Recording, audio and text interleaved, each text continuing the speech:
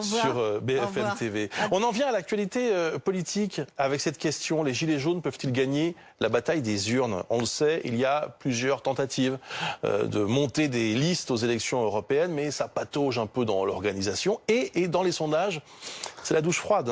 On était parti de 13% dans un sondage Elab, et les dernières enquêtes donnent entre 3 et au mieux 4,5% d'intention de vote pour ces listes Gilets jaunes. On en parle bien sûr avec Bono Jeudi et avec Jérémy Clément. Bonsoir. Bonsoir. Vous êtes chef d'entreprise dans le Loiret, à Montargis précisément, et vous êtes gilet jaune. Vous-même, vous participez à cette organisation, cette liste. Vous n'êtes pas un peu découragé?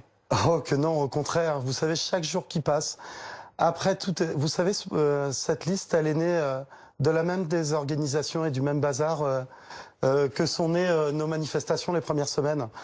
Mais on apprend beaucoup. Au départ, on était des amateurs. Aujourd'hui, on l'est toujours. La différence, c'est que chaque jour qui passe, pour nous, c'est plusieurs mois d'expérience parce que ça bouge énormément. Et là, aujourd'hui, non, on est plutôt fiers. En tout cas, je suis plutôt fier de pouvoir vous dire, au nom d'un porte-parole provisoire ou à plus long terme s'il le fallait, que le ralliement d'initiative citoyenne a éclairci ses rangs, a fait ce qu'il voulait faire de manière horizontale, c'est-à-dire laisser les gens les plus fragiles ou les gens qui étaient intéressés plus par de l'individualité plutôt qu'un esprit collectif, faire de la manière dont eux le pensaient. Il n'y a pas de mauvaises personnes qui sont parties, par contre il y a des super personnes qui sont restées.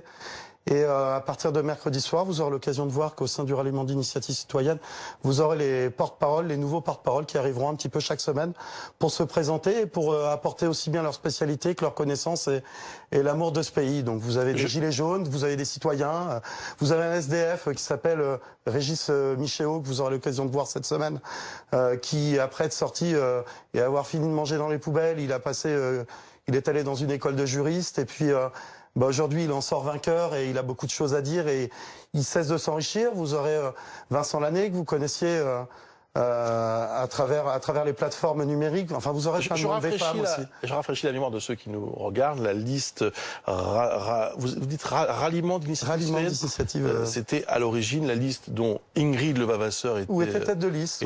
Tête de liste. Elle m'avait été proposée cette tête de liste. À la base, c'était né sur ma tête. Sauf que je refusais impunément de m'impliquer dans ce territoire-là parce que je me sentais bien sur le terrain. Puis les semaines sont passées. Et on se dit que de toute façon, qu'on y arrive ou pas, c'est pas le plus important. Qu'on fasse 3,5% ou 35%, c'est pas le plus important. Le plus important, c'est qu'on montre que notre combat, il se fera pas que sur le terrain. Qu'on a beau avoir un tas d'associations et même être en train de préparer une cartographie avec les ronds-points du cœur, mais les 101 associations qui ont été mises en France, qui ont été installées en France depuis le début du mouvement, on va pouvoir les rassembler, les présenter au pays maintenant. Vous et moi savons une chose, c'est que c'est impossible demain de continuer à se soustraire à nos élus pour lesquels nous, on fait le travail bénévole toute l'année. Donc, vous nous dites ce soir, la liste, ça continue. Plus que jamais. Alors, j'ai pas bien compris. Vous serez tête de liste? Absolument pas, non. Mais qui sera tête de liste? Justement, actuellement, j'ai envie de vous dire... Vous cherchez une tête de liste? Non, on cherche pas une tête de liste. On sait qui peut être tête de liste et il y en a pour l'instant 71 sur les 79. Il nous manque 8 femmes pour compléter notre liste. On a réglé pas mal de problèmes concernant le financement sur les donations et autres. Ah oui. Donc ça veut dire que ça coûte cher, Bono. Pour un petit parti comme nous, il y a un dépôt de garantie à déposer pour pouvoir financer le matériel électoral. Oui, on est plutôt 830 000. Oui, c'est ça. Oui, j'allais dire 750, 800. Ouais, mais nous, avec 600 000, on a fait le tour. Vu qu'on commence à se retrousser nos manches et qu'on est tous très motivés, ça devrait être beaucoup plus simple. Donc oui, vous allez avoir des listiers qui vont arriver, Quand je disais porte-parole provisoire, c'est que je pense que ces personnes ont tellement à offrir, tellement rassuré, tellement informé, tellement à pouvoir montrer que c'est possible de faire quelque chose de magique même en France et que le rêve américain, il a dépassé le continent, que oui, il y aura de bonnes surprises de semaine en semaine et de moins en moins de couacs, on va dire. Voilà. On se demande si vous n'êtes pas un petit peu à contre-courant, même si tout ça va très vite. Évidemment, 100 jours seulement depuis le début du mouvement, mais on voit aussi que dans plusieurs enquêtes d'opinion, ça s'est inversé. C'est normal. Il y a moins de Français, beaucoup moins même, qui souhaitent que le mouvement continue. Il y a eu un acharnement général à mettre plus en valeur les violences et toutes les choses. Vous savez, depuis le début du mouvement, on nous a fait passer pour des violents, des extrêmes, des antisémites et tout ce qu'on veut. On a un peu de tout. mais de tout depuis le départ. À la différence, c'est que tantôt vous voyez des gens qui sont plus en colère à cause du désespoir, tantôt vous voyez des gens... Monsieur Clément, on vous a pas fait passer. Il y a eu des violences. Bien sûr, mais on a... Oui, mais vous prenez... Il y a eu, on n'a pas rêvé, il y a eu tout ça. Il y a eu tout ça. Et peut-être que vous l'avez pas suffisamment dénoncé. Il y a eu des gens plus... Peut-être que vous l'avez pas suffisamment dénoncé collectivement et qu'aujourd'hui, la liste des Gilets jaunes est créditée dans les sondages. Je suis surpris que vous me disiez ça. Vous savez que depuis le début, je fais partie des modérés les plus... Justement, j'ai dit vous collectivement. Mais vous collectivement, aujourd'hui, on l'assume, ce genre de choses. Il y a eu plusieurs présentations d'excuses de la part de l'un ou d'autres. Maintenant, je pense que c'est pas le plus important. Le plus important, c'est ce qui arrive. Ça s'est soldé dans les c'est déplorable, mais les sondages aujourd'hui sont comme ça, comme je vous l'ai dit. Dans quelques jours, ça pourra aller mieux. La semaine prochaine, encore mieux. Puis d'un seul coup, ça retombera. On est des amateurs venus du bas. Voilà, c'est quelque chose de génial et on demande qu'à grandir. Chaque jour qui passe, on évolue, on comprend nos erreurs, on comprend nos problèmes de communication, on comprend que les problèmes qu'on a fait sur le terrain, en bloquant nos commerçants, on n'a fait que diviser. Vous savez ce qui a tout changé? Il y a un acte de violence qui a été plus important que les autres. Et je parle pas pour ma part le plus important qui sont les mutilations, etc., etc. Je parle juste d'un acte qui s'est passé dans les premiers actes, lorsqu'on a eu 4 ou 5 personnes ou 10 personnes qui ont pourri l'Arc de Triomphe.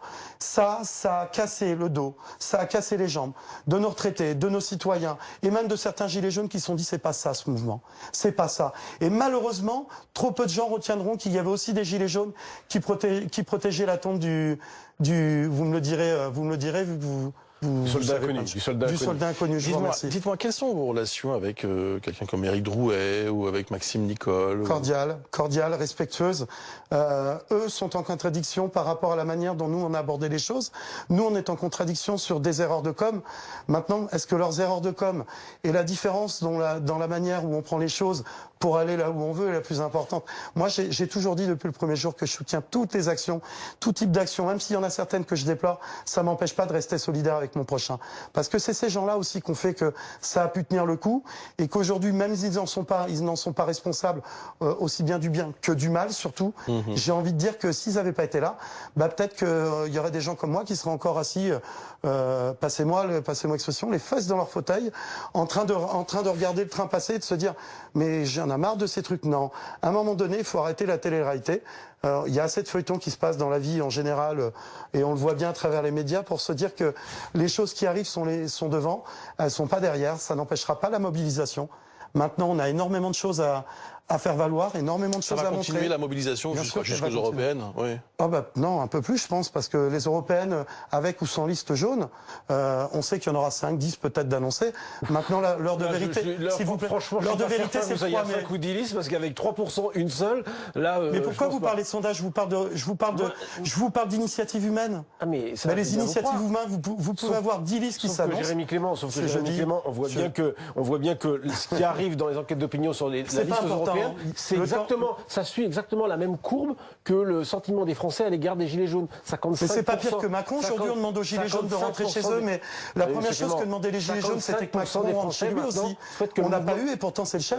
Monsieur Clément, il s'est quand même passé quelque chose depuis le début de l'année. Que des bonnes choses. 55% des Français. Ok, mais c'est normal, je vous ai dit. Les violences, les commerces, je vous l'ai dit, c'est normal, je les comprends. À nous de rassurer et de mener des actions qui appartiennent maintenant sur le terrain, vont rassembler, unir. Et tout ira bien. Donc, vous annoncez ce soir que cette liste continue. Plus que son chemin, plus que jamais. Difficile, mais ça continue. Non, difficile, c'est difficile. Mercredi, donc, des porte-paroles seront annoncés. Oui, non, ils sont. Une constitution je peux vous annoncer des noms déjà tout de suite. Simplement, je peux vous annoncer le nom de 3 listiers ce soir, qui seront dans les médias et à partir de mercredi soir jusqu'à samedi. Et pour un des 3, donc vendredi et samedi. Les noms, vous aurez Régis Michéo, André Lanné, voilà. Et vous aurez, alors la 3e personne que je ne me trompe pas, c'est Cindy Vassel-Braga. Voilà, ça c'est le nom des 3 personnes que vous allez pouvoir rencontrer. Encore une fois, je le dis, il y a 71 personnes pour l'instant qui ne veulent pas être premiers, mais qui se sacrifieront pour la cause. 79, oui. 79 avec la parité homme-femme ou femme-homme. Merci beaucoup, Jérémy. Merci d'avoir répondu à nos questions ce soir. Encore un mot de l'actualité avec